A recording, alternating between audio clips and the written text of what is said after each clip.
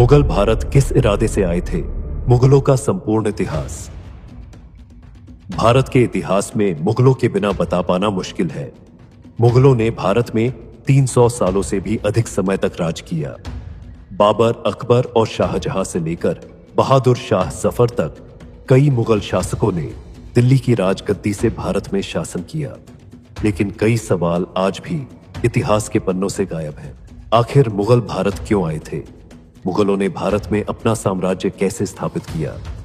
राजपूतों और मराठा के रहते हुए कैसे विदेशी ताकतों ने भारत में इतने लंबे समय तक राज किया? आखिर क्या है मुगलों के इतिहास की असली कहानी? आइए इसके बारे में थोड़ा विस्तृत में समझते हैं। दोस्तों, अगर बाबर हिंदुस्तान नहीं आता तो भारत में मुगल साम्राज्य की स्थापना, भारत में कभी लाल किला, ताजमहल जैसी भव्य इमारतें भी नहीं होती। बाबर का असली नाम जहीरुल मोहम्मद था। उसका जन्म 14 फरवरी 1483 को फरजाना में हुआ था। फरजाना आज के समय में उज्बेकिस्तान के अंतर्गत आता है। बाबर को तैमूर और चंगेज खान का वंशज भी माना जाता है। महज 12 साल की उम्र में बाबर ने फरजाना की राजगद्दी संभालनी शुरू कर दी थी। यह बात बाबर के कुछ रिश्तेदारों और अंकल को अच्छी नहीं लगी और उन्होंने बाबर को हटाने के लिए षड्यंत्र रचने शुरू कर दिए। बाबर को फरजाना और समरकंद से निकाल दिया गया था। कई सालों बाद 1504 में बाबर ने अफगानिस्तान के काबुल को जीतकर अपनी सत्ता स्थापित की। लेकिन बाबर काबुल में संतुष्ट रहने वाला नहीं था। वह अपने साम्राज्य का विस्तार करना चाहता था। बाबर को यह बात अच्छी तरह से समझ थी कि साम्राज्य बढ़ाने के लिए उसे बहुत सारा धन और संपत्ति चाहिए होगी, और उस समय भारत के पास इतना धन था जो शायद ही किसी अन्य जगह पर मौजूद था।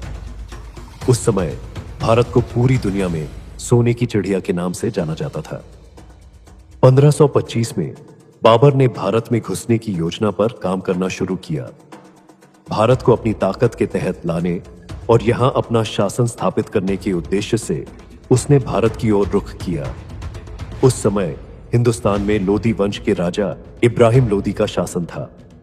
वहीं राजस्थान में राजपूतों का प्रभुत्व था और दक्षिण में विजयनगर साम्राज्य अपनी शक्ति बढ़ा रहा था। इब्राहिम लोदी का स्वभाव बहुत सनकी था। उसे सत्ता से हटाने के लिए उसके चाचा अलाउद्दीन लोदी और पंजाब के गवर्नर दौलत खान ने एक साजिश बनाई और काबुल से बाबर को भारत आने का निमंत्रण भेजा। बाबर को तो जैसे इस मौके का इंतजार था और तुरंत अपनी सेना के साथ वह भारत की ओर बढ़ चला। 15 दिसंबर 1525 को बाबर ने सिंधु नदी पार की। बाबर के पास केवल 12,000 सैनिकों की सेना थी। सिंधु नदी पार करते ही बाबर ने पंजाब क्षेत्र पर अपना कब्जा करना शुरू कर दिया। बाबर के पास एक मजबूत सेना थी जिसमें तोपखाने और बारूद, गन पाउडर भी शामिल था, जो उसे युद्ध में अतिरिक्त ताकत प्रदान करते थे। बैटल ऑफ पानीपत भारत की धरती पर लड़ा गया पहला युद्ध था जिसमें गन पाउडर का इस्तेमाल किया गया था। बाबर एक कुशल सैन्य कमांडर था और उसे युद्ध का बहुत अच्छा अनुभव था। उसकी रणनीति भी अत्यंत प्रभावशाली थी। दूसरी ओर इब्राहिम लोदी के पास 1 लाख सैनिकों की विशाल सेना थी, जिसमें पैदल सैनिक, हाथी, घोड़े और बैलगाड़ियां सभी शामिल थीं। इतनी बड़ी सेना को देखकर भी बाबर का साहस कमजोर नहीं पड़ा। वह एक बहादुर योद्धा के रूप में जाना जाता था। काबुल, अफगानिस्तान और उज्बेकिस्तान में आज भी बाबर को एक महान योद्धा के रूप में सम्मानित किया जाता है। कई स्थानों पर उसके पुतले भी लगे हुए हैं और वहां के लोग यह जानते हैं कि बाबर ने बहुत कम सैनिकों के साथ भारत पर विजय प्राप्त की थी। पानीपत दिल्ली से लगभग 60 किलोमीटर दूर स्थित है और आज के समय में यह हरियाणा का हिस्सा है। बाबर ने इब्राहिम लोदी को युद्ध के लिए चुनौती देना शुरू किया। उसने पहले ही अपनी रणनीति तैयार कर ली थी। बाबर ने दुश्मन के इलाके में एक खाई खुदवाई जिससे लोदी की सेना फैल न सके और बाबर की सेना को एक अच्छा मौका मिल सके।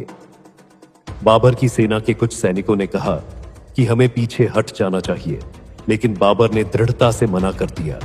उसने कहा, हम इतनी दूर तक आए हैं, अब दिल्ली पर विजय प्राप्त किए बिना वापस नहीं जाएंगे।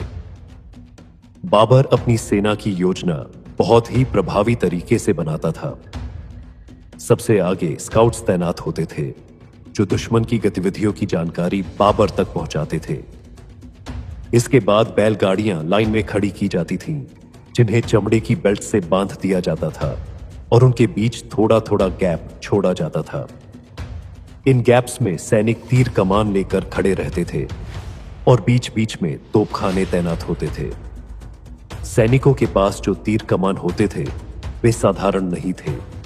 उनकी डोरी खींचने के लिए बहुत ताकत लगती थी और एक तीर 600 मीटर की दूरी तक जा सकता था, जो लगभग 7 फुटबॉल स्टेडियम के बराबर है। हर 5 सेकंड में सैनिक तीर चला सकते थे और एक तीर 4000 पाउंड का बल उत्पन्न कर सकता था। बाबर के पास एक अच्छी तरह से संगठित सेना थी। दूसरी ओर लोदी की सेना ने भी मैदान में अपना डेरा डाल लिया था, जिसमें 1 लाख से अधिक सैनिक थे। हालांकि इतिहासकारों ने लोदी की सेना को सेना के बजाय एक मेले जैसा बताया। बाबर और लोदी दोनों ही सामने वाली सेना के पहले आक्रमण का इंतजार कर रहे थे। बाबर यह जानता था कि अगर उसने पहले हमला किया तो उसकी जीत की संभावना कम हो सकती है। 19 अप्रैल 1526 की रात को बाबर ने अपनी सेना की एक छोटी टुकड़ी को लोदी के कैंप में भेजा। जैसे ही बाबर के सैनिक लोदी के कैंप के पास पहुंचे, लोदी की सेना ने उन पर हमला कर दिया। बाबर के सैनिक वापस लौट आए और कुछ सैनिकों की जान भी चली गई। इस घटना से लोदी खुश हो गया और उसने सोचा कि बाबर की सेना को हराना बहुत आसान होगा। लेकिन असल में बाबर ने तो अपने दुश्मन को फंसाने के लिए यह चाल चली थी, जैसे मछली पकड़ने के लिए दाना डाला जाता है। 21 अप्रैल 1526 की सुबह लोदी की सेना ने बाबर की सेना पर हमला कर दिया। बाबर की सेना ने पहले से बनाए गए ट्रेंचों में लोदी की सेना को फंसा दिया। उन ट्रेंचों से बाहर निकलने में लोदी की सेना को जितना समय लगा, उतनी देर में बाबर ने तोपों का आदेश दे दिया। लोदी ने अपनी सेना में सबसे आगे 300 हाथी तैनात किए थे, यह सोचकर कि हाथी जल्द ही सामने वाली सेना को रौंद देंगे। लेकिन इसका उल्टा हुआ।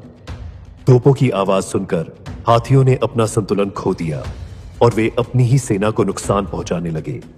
कई सैनिक हाथियों के पैरों तले आकर मारे गए। साथ ही तोपखाने से भी लोदी की सेना को भारी नुकसान हुआ।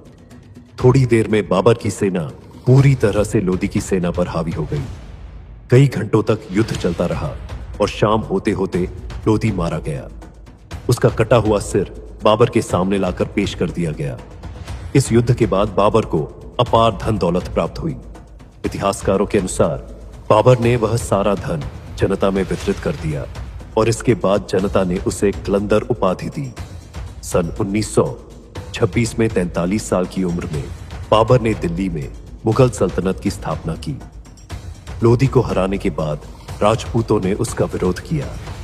पानीपत की लड़ाई के बाद बाबर ने 3 प्रमुख युद्ध लड़े, battle of Khanwa, battle of Chanderi और बैटल ऑफ खागरा घोर। उसने इन तीनों युद्धों में जीत हासिल की। हुमायूं को दिल्ली का बादशाह बनाया गया। हुमायूं के 3 और भाई थे, जिन्हें अलग अलग राज्यों की जिम्मेदारी दी गई थी। हुमायूं एक शांत स्वभाव के बादशाह माने जाते थे और वह कोई भी निर्णय सोच समझकर लिया करते थे। लेकिन उनके भाइयों का मन हमेशा षड्यंत्रों में ही लगा रहता था। तीनों भाई मिलकर यह योजना बनाते थे कि हुमायूं से दिल्ली का तख्त कैसे छीना जाए और कई बार भाइयों के बीच संघर्ष भी हुआ। हुमायूं पर कई बार जानलेवा हमले हुए। सन 1539 में चौसा में हुमायूं की भीषण लड़ाई हुई और 1540 में बिलग्राम में भी युद्ध हुआ। इस युद्ध में हुमायूं को हार का सामना करना पड़ा और शेरशाह ने विजय प्राप्त की।